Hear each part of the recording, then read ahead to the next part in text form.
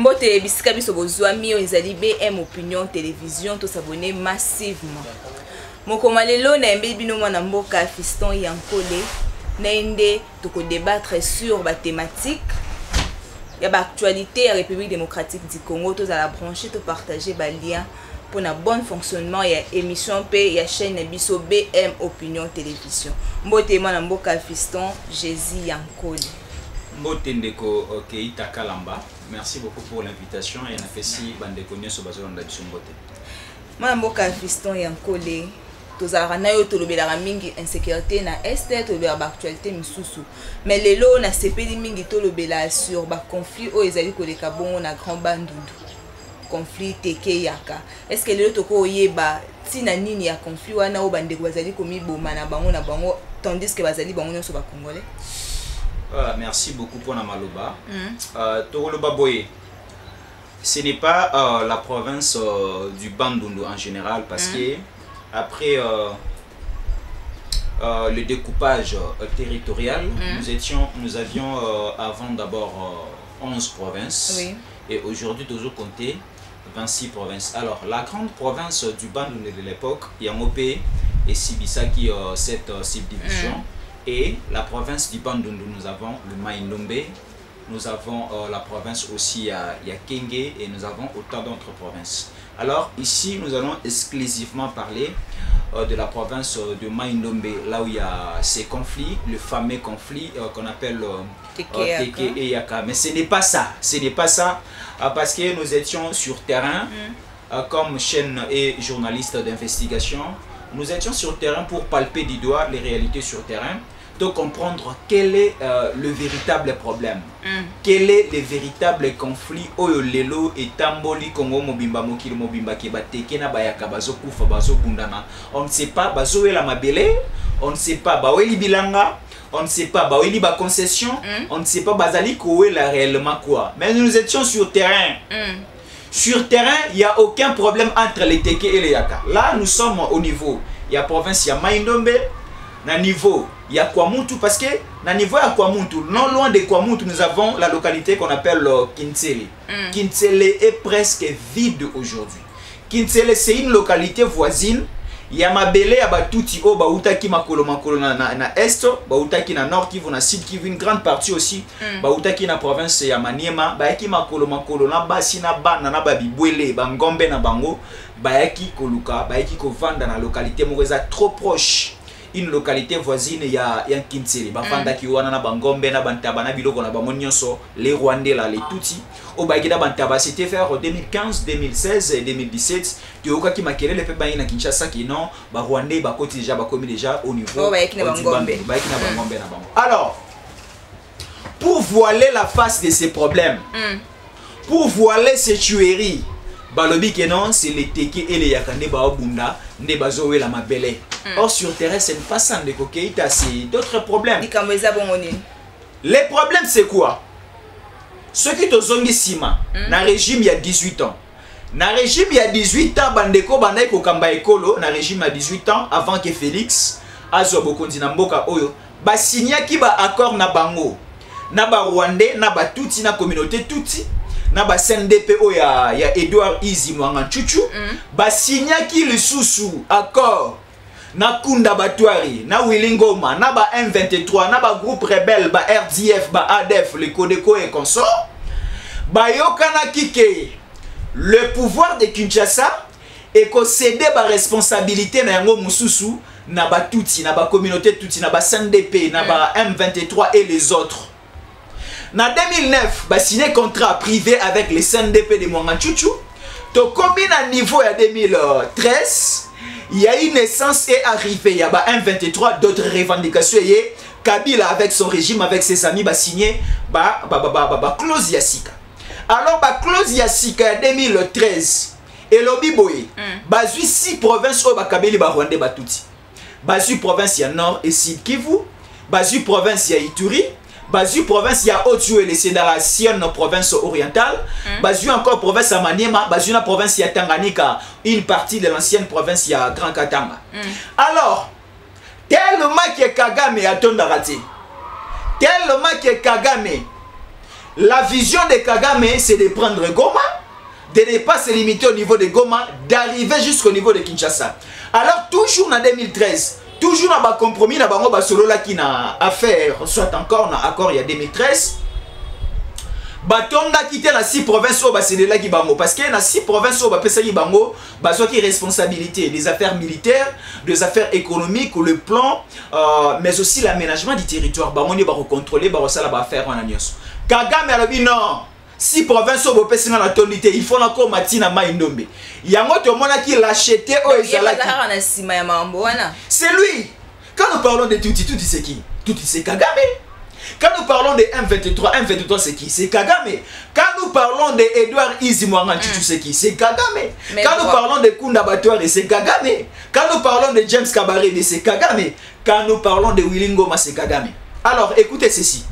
Kagame a tondi dans 6 provinces au Kabila Kabela qui est Mabele, ba or, ba lithium, ba manganèse, ba cuivre, ba or et tout consort revenu sur pesa qui a tondi. La vision de Kagame sur le communisme. Parce que la mission avec Laurent Désiré Kabila la AFDEL ba qui Nzela abandonné Kagame a bien Nzela abandonné comme pas possible. Parce que Laurent Désiré Kabila ayaka emoroti na AFDEL. Laurent Désiré Kabila aya makolo de est jusqu'au niveau de Kinshasa en passant par Bandundu Maindombe baya nzela mona James Kabarebe. James Kabarebe aya binzela na koleka ngai na yo. Aya binzela okolongwa Goma, okoti Bunagana, okiti Bukavu, okoti Male obimi Tanganyika, oyemba la moko le grand Bandundu et la porte de Kinshasa est devant vous. Siko Kabila a fongoli nzela. Yango atongela bango nzela ya Kasai nzela o uta Kasai yati Bandundu bazwi nzela wana de l'autre côté à nord qui voit sud qui voit qui bazamba na basi na bana na bibwele na bangombe na bantaba parce que la communauté touti au niveau mondial est réputée comme une communauté où bazan expérience makasi na élevage ya bantaba ya bangombe et autres. Bayema makolo la communauté Tutiwana 2013, 2014, 2015, 2016, 2017 ou même avant les élections. Baye na basi na bana na bantaba na bango na bangombe baye ko siéger na province ya Maindombe. Ba vandi wana bazui mabele na bango bazui pe bakomi ko sala bilanga na bango bakomi ko lesa bantaba bibwele na bango kana bazamba wana na Maindombe. Le premier feuilleton Basali. Tant Bakoti Bavandi, à l'époque, il y avait un gouverneur, actuel gouverneur de Kinshasa, Chancellin Gobila, Azaki gouverneur à Maindombe. Tomoni Bandeko, parce que Kwamutu, et la localité, la petite localité de Kinshele, c'est une localité voisine avec Yumbi. Il y a eu des massacres au niveau de Yumbi. En 2017, il y a eu des massacres dangereux et sérieux au niveau de Yumbi. Et 2017 et 2018 et ça n'a pas permis à la commission électorale nationale indépendante en 2018 qui a organisé l'élection présidentielle au niveau de Yumbi. Babomi bandeko na biso bakosi qui avait une communauté oyo bawela ki kokunda ebembe na cimetière morobo na Yumbi et chef coutumier à côté na chef coutumier akuna babendani et bakomi ko bombana non bandeko oyo batuti baeki na ba meme na bantaba na bangombe na bango. Leur vision c'était biso ba oyo ba congolais ba yokuta biso na Maindombe ezala na Kinsele ezala na Kwamuntu ezala na niveau ya Yumbi balingi siko babetela biso chita simo banda ko benga na biso donc biso moko bakolo mabele c'est comme si oye chengai je suis dans la commune de Bandalungwa on le dit que o benga nga dans ma résidence privée et comme ma résidence na non mais na l'état congolais zolobani parce que bandeko ba congolais nimtu bazali ko kufa. Oui, l'état congolais est souverain. L'État a la mission, d'abord, la mission est délégué, pardon, dans le ministère intérieur et sécurité. En passant, je salue le vice-premier ministre, le VPM, ministre de l'Intérieur, le maître Daniel Asselo Okitankoy. Mission et ministère intérieur, où est l'État est de sécuriser la population, de sécuriser les Congolais et leurs biens. Au moment où nous vous parlons, il y a déjà une grande délégation. Il y a déjà une grande délégation. Et à la présidence, il y a le service de sécurité, il y a la police, il y a l'armée, il y a le ministère de la Défense, il y a la sécurité. Et ça déjà au niveau de Kwamount, au niveau de Maindombe, pour suivre les dossiers de près. Donc, entre les Teke et les Yaka, la commission et le ministère intérieur sur place va informer ngai va pesi ngai ba élément ba lobi que entre les teke et les kabafan d'ici ba mo ba lobi y a aucun problème. Mais qui peut ba chef coutumier peut ba kimi ba chef. Oui.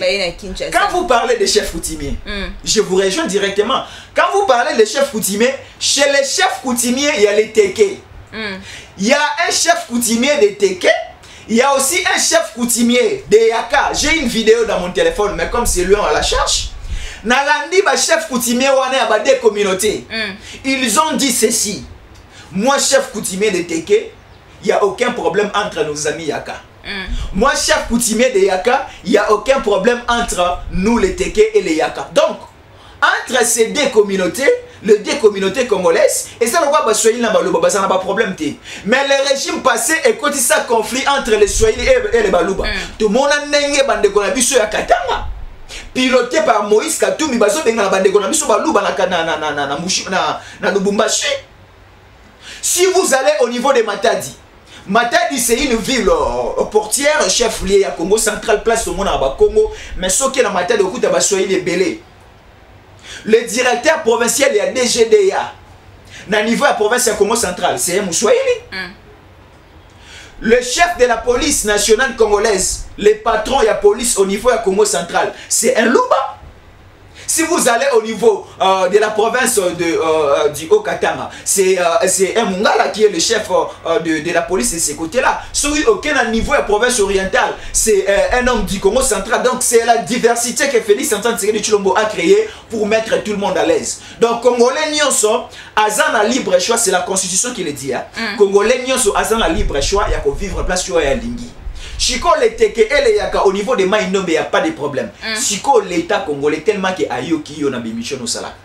Gouvernement congolais Ayoki ba intervention, ba analyse, na biso ba information automatique à la place publique, ba comprendre les problèmes, ba tindi, ba service à sécurité, ba service à contrôle, ba inspecteur, ba za sur terrain, ba landeli cette affaire ya kwa muntu. Balandeli cette affaire ya Yumbi. Balandeli cette affaire ya Kinsele parce que Kinsele est pratiquement vide aujourd'hui. Bandeko bakoufi belé. Bandeko belé bakimi ba vers Maluku. Bandeko belé bazaki na Maluku ba yuki ko banga ba komi ko kima vers Tsele. Bandeko Tsele ba bino ya disispe ba kimi vers Masina. Bandeko chango Masina ba vers Njili. Bandeko Njili ba bino to kena bandal.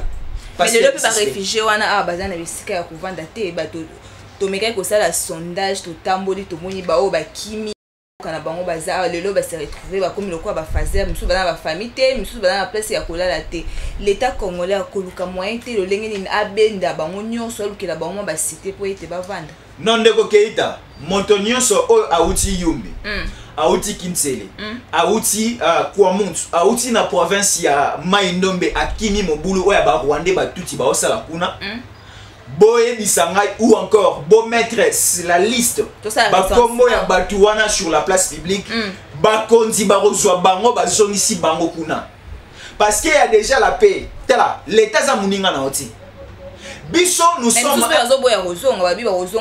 bon moto a rozala susu na souci a rozonga te là c'est son problème toute personne est libre ce qui aux a besoin otika na Kisasa c'est ton problème. Si vous avez besoin que Matadi ou que Lubumbashi que ne Mouchima partout au ligne au Vanda au Vanda, il y a pas un problème. Toboyi mutute to bengani mutute. Mais oyo azana posé à kozonga na esika na place salaki. Ba maman ba sala rabilamba, ba bilanga pardon. Ba papa o bakata rambila bakenda bazamba. Bandeko ba sala transport à vélo ya moto. Bandeko o ba sala ba activité économique, ba activité commerciale na bango. Bazana Kishasa ba kimaki mobulu ba komi na posé à kozonga. Ba ya ko s'enregistrer. L'État congolais, ministère, il y a intérieur, c'est non loin ici. Ministère intérieur, ils sont à Lukunga. Dans la commune, il y a Lingwala, c'est en face, il y a palais du peuple. Il y a un immeuble, il y a territorial. Le VP ministre, il y a intérieur à Zawana. À Koyamba Bango, il y a des services Zawana, Bakoyamba Bango, Bako enregistré, Bango, pardon. Bakoye, ba place, Wapi, Bazalaki, Bakimaki Mobulu. Bako Kende Kozongisa Bango. Et aussi déjà ba militaire bazawana ba policier bazawana ba service à sécurité zawana mobulu mon côté du sous au bandelama ba o ici basali debi ba bomaki oui je l'ai dit c'est vrai batu bazo kufa batu bazo kima batu bazo zoka mais to le but cette fois-ci ya na le bité ngana kenda na zongi bembeta nakendaki na zongi na salle d'investigation na tali makambo les gars sur terrain et c'est ce que je suis en train de rencontrer ici. Donc cela veut dire quoi? Il y a de la calmie, il y a déjà de la paix. Bandeko o bakimaki bazonga. Maintenant ce que nous nous demandons, Ndeko Keita et loko o biso de senga. Bandeko o nyonso ba bandeko na biso te, mais passez-moi les termes. Bandeko o nyonso ba ekina basi. Na bana na bibouele na bantaba na bangombe na bango à l'époque il y a régime à 18 ans. Toujours ça est opération il y a chasse à la sorcière. Tozo ko la ben filtré. Tozo bimisa bango nyonso bazonga na Kigali. Tozo benga na bango nyonso bazonga na Gizeli. Gizeli c'est une ville rwandaise. Bango nyonso fo bazonga. Toko yesiko poto répertorier batu nyonso. Toye pa na yo to fandi oyambi biso. Bonjour bonjour. Toza ba agent à l'état. Toye kotala yo. Tolingi to ebuzangani. Tribu na yo za tribu nini. Secteur na yo za secteur nini. Territoire na yo za territoire nini. Chefferie na yo za chefferie nini. District na yoza district nini, province na yoza province nini, koko na bino zana. Mais ba moi passé tout le monde est puis na chambre ndé ko kanga ben filtre ndé ko bête. C'est ça, au moni ba service na biso ebele na mboka, bolimbisa na lo ba yango. Ba déguisé lokola maboma. Ya mona zolo ba kei. Ba service ebele ya l'état lelo ezo sala mosala te. Ba service ya des jeunes. Ba service ya intérieur et sécurité. Nous à l'époque là, parce que mon père Azala qui fonctionnait de l'État, tout en bon dans mon ville Belé. Je vivais à Matadi vers les années 94. À l'époque de Mobutu, à l'époque, il y avait la gouverneure, c'était Madame Ndjou Mbombo. Maman Nabiso Azala qui gouverneur, Moulou Bamé, gouverneur na Congo central, na Congo. Alors à l'époque, on ne comprenait pas. Après 45 jours, tout le monde a battu à l'état, les gars na biso. Babi papa na bino za, non papa est à la maison. Appelez les papas. Papa ba non pesa ba on ba kiti ba vanda na sans était amanga to pesa ba on ba kiti ba vanda. Et papa a s'échangé à bomami abimi et pas chekiti bazo so na ba agent à l'état. Bazo linga ba eba na ndako wana bozala combien? Ozana bana combien? À part banana yo, est-ce que vous avez bapa ya mususu yambi, bapa ya mo ba uti wapi, ba yeko sala nini, ba sala combien de temps? Est-ce que bapa ya wana bazaka ba congolais bezo pe na ba étranger? Na lopango na yo za na combien de portes? Na za na 4 portes. Na ba portes on a nyonso. O kuna asala musani abi marathon azo na rapport asala. Donc c'est ça et le faut de ça na kwa muntu. Na niveau ya kwa muntu, na niveau ya Kinsele, na niveau ya Mai Ndombe Mobimba. C'est une demande au nga nazo réformer nazo sala. Il faut que ndeko yeba nani azanani. Nani azovanda wapi, nani azosala musala nini, nani auti wapi. Bandeko nyonso baiki na bantaba, bandeko nyonso baiki na bangomba. Il faut tozongisa bango retour à l'expéditeur, tozongisa bango place bautaki. Donc maintenant moto afana na mboka na ye. Soki olingi ke o continue ko fona na kwa mutu, toyeba yo o ali ko vanda ali ko sala nini. Soki ezala musala malongo zo sala te tozongisa yo. Ke bozo sala nini, ba activité nini zo sala. Tango bimi tongo debi ko bimi tongo ke wapi, tango zoni na poko debi ke ozonga ki obima ki okisala ki musalani, est-ce que bomaki, est-ce que piaki, et aussi ba plan na bango ba stratégie tout il faut ezala suivi avec beaucoup d'identité pe ezala raté. Toi il faut ça. Bande konyonso oyo bazu ba carte de l'éternel na bango, toujours a akaka na année 2023 oyo service ya service national d'identification et ko banda déjà musala na yango. Donc, oye na carte de l'éternel yo zwaki ba pesio carte d'identité nationale. Bon moto a eu carte d'électeur té. Moto a eu carte d'électeur té a pe ko se présenter na ba document mususu, soit passeport na ye, soit permis de conduire na ye, soit carte d'étudiant na ye, soit carte d'élève na ye pour na ba majeur déjà. On va identifier tous les Congolais. Nabana oyamike barozala enregistré au niveau des territoires, au niveau des villes, au niveau des provinces, partout. Toroye batoza combien de Congolais parce que les autres ont une estimation. À Kinshasa, on a environ 12 millions d'habitants, ok, de côté 13 millions d'habitants environ. Plus ou moins ça. Cette estimation statistique réelle sur le terrain exacté. Et est-ce que Moussala est service national d'identification barosala? Expert na statistique, expert na matière wana ba osala musala, ba identifier biso no so ba congolais. Ba ko identifier te ka ba congolais te. Na ba étranger no so o ba pona ko vivre na Congo parce qu'il y a une différence entre peuple congolais na population congolaise. Le peuple congolais c'est quoi? Quand nous parlons de peuple, bon, prenons d'abord le cas peuple quinois, la population quinois. Peuple quinois, ce sont des Congolais et ce sont des Quinois de naissance. Au bazar, Congolais. Là, nous parlons des peuples congolais. Mais quand nous parlons de la population quinoise, là, on fait allusion à bateau, on va vivre à Kinshasa. Naba Quinois, ba Congolais, naba Nigérien, au bazar awa, naba Burkinabé, bazar awa, naba Gabonais, ba tout nyonso na mindele, au va vivre à Kinshasa, ba benga bango ba population quinoise. Mais quand nous parlons de peuple quinois, là, on fait exclusivement allusion naba Congolais, ba au va vivre à Kinshasa. Neti ngai, neti yo, neti ndeko na biso rabi, neti bandeko mususu, ba population, ba peuple quinois, baza population oyo, baza la nationalité quinoise. Basé la nationalité congolaise, pardon, identité quinoise, ne bafana a. Alors, dans le service, il y a identification nationale de Rossal. Toroye bananu, population quinoise nyonso. À part ça, tu es bien peuple quinois nyonso. Donc cela veut dire, tu es bien quinois, il y a ba congolais basa combien? Tu es bien nigérien, au ba nigérien, au basalara basa combien? Ba gabonais, ba étranger nyonso. Tu vas répertorier aussi quand ça comme na espace il y a des étrangers. Tu vois ba étranger yo Nigérien au salaire musalani. Yo tout Rwandais au Kabila atinda atika au salaire musalani parce que mon tu dois te bandi ko identifier. Moi on a compris que azamoto au Kabila atige libiso. Infiltré. Azamoto au Kabila amemaki Kabila apesi nanga. Kabila aye na mon tu pas nanga.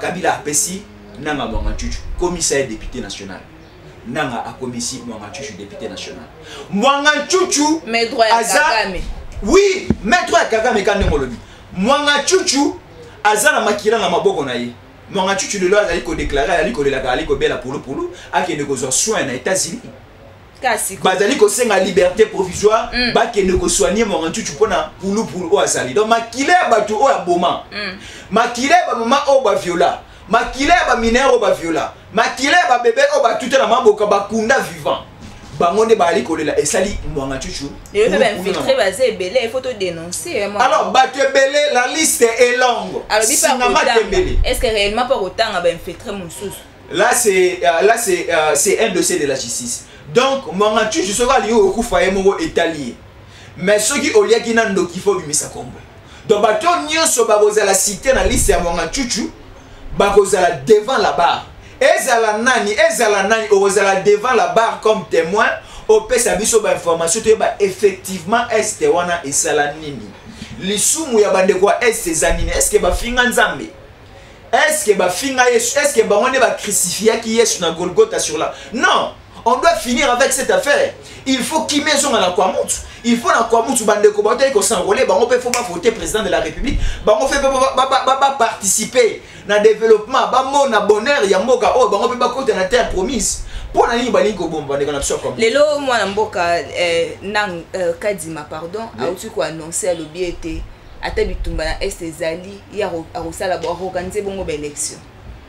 Est-ce que on ezali façon te ya ko il y a officialisé balkanisation parce que au bazali na est malgré ba territoire na biso mususu allé occuper mais kasi ya lobby était ata soki bitumba ezali kokoba élection ekozala.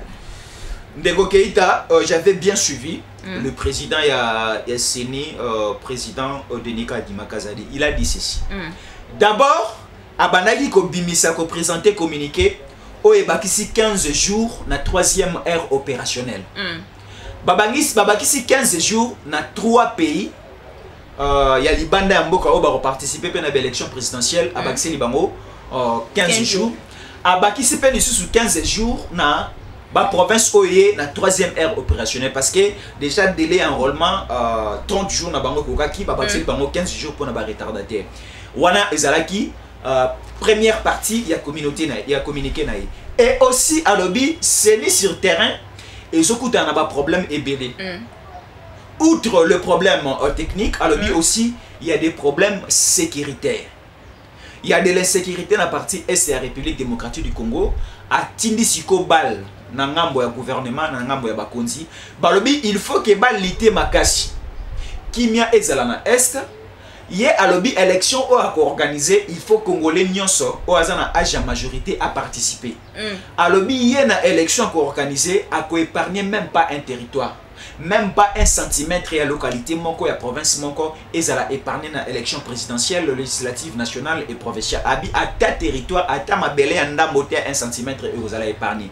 Alobi souci na yé ezali Congolais nyonso ya province nyonso ya ba ville nyonso va participer na élection. Siko bandeko ya FCC, bandeko ya opposition, bandeko ya 18 ans balingi bazo comme si une récupération politique. Balobake Denika Dimakazadi aligné à épargner bazone, mais bango bazan a besoin, il y a participation, il y a 14 millions d'habitants au bazan à partie est. Oui, ils vont participer aux élections. À 14 millions d'habitants, nous avons besoin de la participation de tout le monde parce que la priorité de Félix Antoine Tshisekedi Tshilombo, chef de l'État, président de la République, ezali kimia ezala partout. Le 20 décembre, on a un certain mercredi 2023, où tout le monde a bisogno so atambu le gobeta, atamo le gozala makasi, mali le gozala makasi, bisogno so inde, ok na irne, au tché papier na yo ya président, au tché papier na yo député national, au tché papier na yo député provincial, au zongi na kimia, ok kola la pongi, après un certain temps, tu veux qui bisogno so publication ba résultat. Donc, cette année de Kokeita, selon mes analyses, selon mon écran prophétique aussi, n'allez comme on a que élection et salama avec beaucoup d'épée. Félix Antoine Tshisekedi Tshilombo à mois de juin de Kokeita. Là je mets ma main à couper. Toko comme attend mois de juin te ba mo nganchuchu bango déjà bazwani. Wilingo marozwama. Bande kwa CNDP barozwama. Ba o ya RDF barozwama. Ba Kodeko déjà bloc. Ba o mususu ya ba Mampi. Il y a aussi groupe rebelle moto bosso na mingi. Eza na province ya Ituri. Na localité à Emma, babenga ngo Mampi. Kolo na ngo pas député national, a kalami ité boyo ka kombo na révélation déjà na pesi. Alors ba commune ba groupe rebelle ezebele, to lingi na espace nyonso wana est bisono surtout participer à l'élection, to voter bisono na volonté moko comme ça, président de la République autorozoa pour na mandat ko bana 2024 as la président moko dans la légitimité nationale, a la reconnu partout. Ba longo la biso na système Kabila o yumbi vota kité o Butembo non, nous avons besoin qu'il y ait participation. Donc Ndekuka Dima vision naie, planning naie, plan naie ezaki biso so participer na l'élection. Moi mboka Jésus yankole tozo kuma na suka émission na biso mokolo malelo mais kasi toyebi pete na est wana. Oui. Il y a des territoires où ils ont attaqué, ils ont s'enrôlé malamoté, donc enrôlement bazaki bon attaqué par terroristes, tout bien bango bongo, bam 23, bakile qui bongo ko embrouiller, bango peut être s'enrôler té. Ce que territoire wana le lengeni ni denika di makosala pour que la bongo enrôler ba bongo ba carte na bongo d'électeurs. Oui. Comme na territoire il y a Beni et parce que Beni il y a Beni et Beniville. Ils ont la localité Belé nengo tu ko annoncer.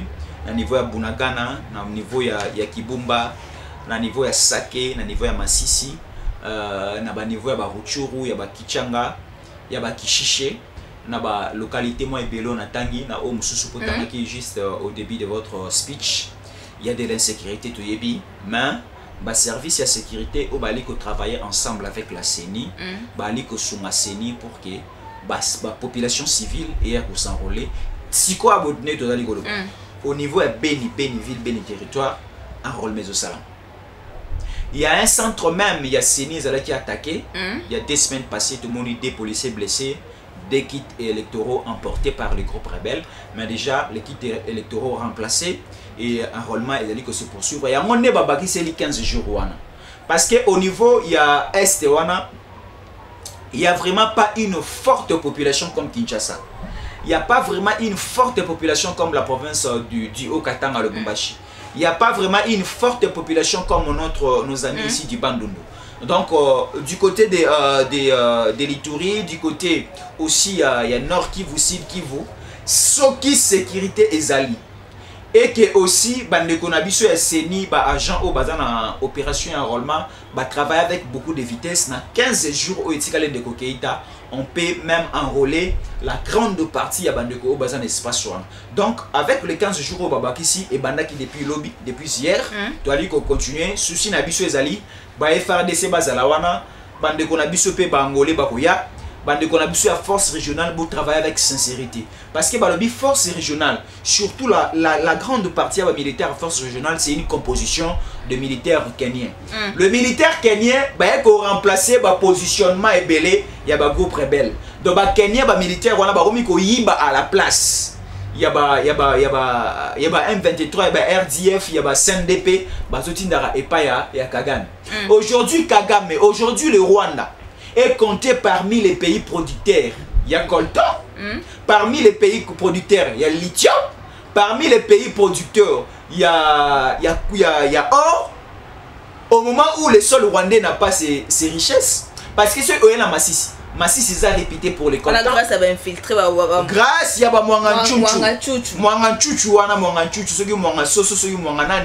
déjà, donc on peut dire, Seni, Mosala Kitoko, il y a une différence. Selon moi, dans ma façon de voir de Kokeita, je suis libre de penser. Selon moi, na monique Mosala o Denika Dimali Kosala, c'est plus même le travail au Ndeko Corneille Nanga Salaki. Parce que Corneille Nanga travaille qui Corneille Nanga a s'enrichir na Seni. Corneille Nanga a côté ça qui cop na Seni. Corneille Nanga ezaki oye na chita Simon Sololi. Zomo le maire oyo nommé un député national ba nommé Obasikombo. Ebele ba vota bango. Ebele ba vota bango. Ceux qui aussi prenons le cas. Prenons le cas, il y a Obé Minako. Oui, bien très bien. Obé Minako en son temps azalaki président à l'Assemblée nationale lorsque Kabila azalaki président de la République. Kabila Sikoyo arrivé au mois de juillet. Embrièmement na FCC. Bazuye bateske Kabila a se représenter au tcha candidature yemoko ou bien repona nani. Kabila Sikoyo na réunion a lobi ke ngana ozala candidat président de la République. Suspense. Place wana Nemi Mwelana Azalaki, Matata Poni Azalaki, Shadari Azalaki, Obé Minako Azalaki, nande konabiso Oyo Azalaki ministre de la coopération régionale, c'était encore Raymond Chibam. 4 combos Azalaki comme dauphin à Kabila. Il faut choisir, il y a un seul nom. Si on a battu sur Bazalaki 5 wana na datangi Raymond Chibanda. Obé Minako Emmanuel Ramazani Shadari, Matata Ponyo na Nemi Mulani. Na 5 combos wana combo banaiko bima mingi, c'était le nom de Obé Minako. Wana sikoyo déjà ma candidature et fongami ba deko ba ke niveau déposer. Ba député national ba déposer, ba député provincial peut ba déposer. Sikoyo Obé Minako aboyi ko zonga na province ya Bandundu. Ye azala na Bandundu na Idiofa.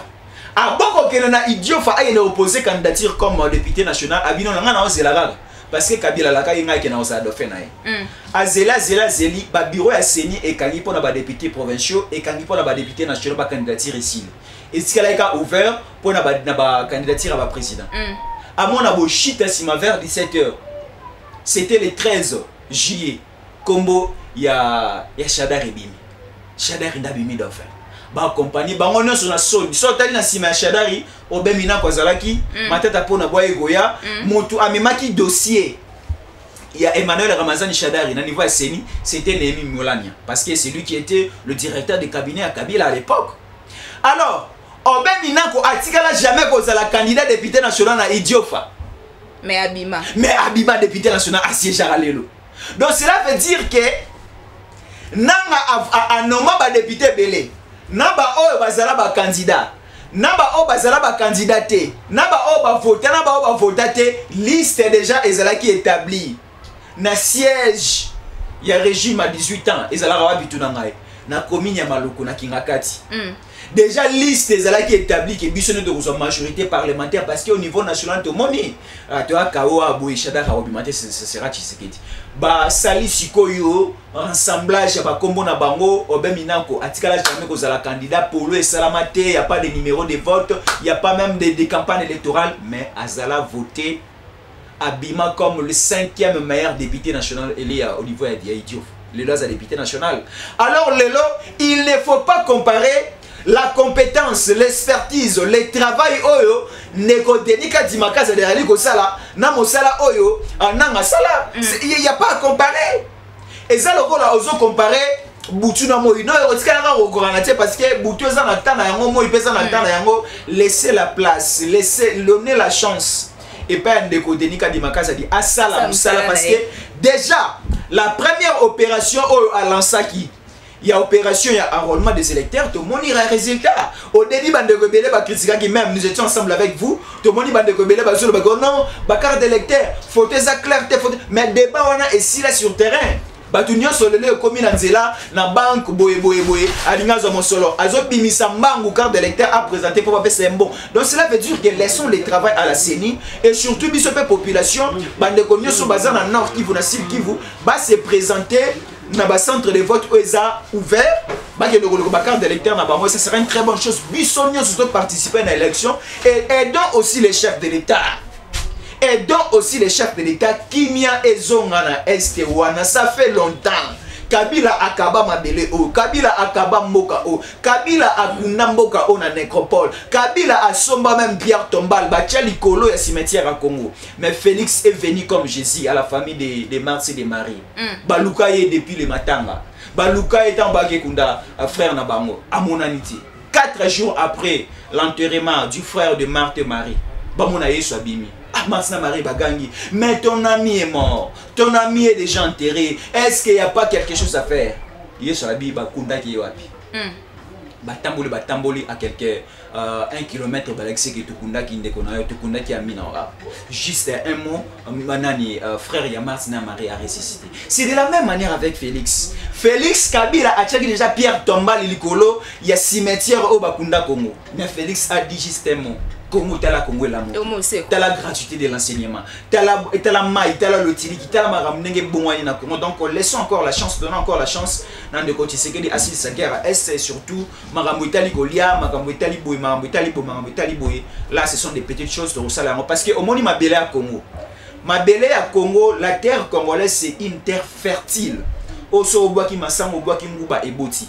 De ce que le bito bandarolona a avec la politique agricole de Félix. Torolona pondu masangu manioko kobima torolia torolemba torotine la Brazzaville et rotikala torotine la Gabonais ceux qui paient la maman ndambu totine pe ba marocain totine le pe ba français pa Emmanuel Macron pe balia parce que ma belle na biso ekoboti se kobimisa biloko ebele obiso torolia to sandi totiki totine le pe ba pa musu balia ba sénégalais balia nguba ba marocain balia masangu koto balia manioko kote kuna balia pondu donc c'est-à-dire biso toza riche toza na loro de envier te kono guerre ya Ukraine ici blé maïs les oeufs à susciter semo les oeufs à susciter on a niveau ya Chine na niveau ya Indonésie parce que lo somingi utakuna o lo non nyonso ekozala traité awa lo so to kolona awa na niveau ya inga ya lemba imbu na niveau ya masina kuna sipoko na rai na niveau ya kingabwa yokuto ebiango bien Tokolona loso, on ne pensera plus na loso utara Indonésie na Chine, on ne pensera plus na masangu na blé ou utara na niveau ya Ukraine na so na niveau non nyonso ekozala produit awa et nyonso ekozala consommer awa. Là je salue en passant c'est un frère Germain Kambinga qui consomme congolais. Donc tu consommer à Congo, tu rolona na Congo, tu consommer à Congo et la vie sera meilleure avec Félix. Merci. Émission à Lelo Mekasi pour permettre de souhaiter joyeux anniversaire à Madame Mathilde de la part de JKK et joyeux anniversaire à artiste Kija Brown Matalatala. Joyeux anniversaire à Bino Totombe Bino ba meilleur V Tokutani na numéro mon sous émission bonne suite de programme na BM Opinion Télévision.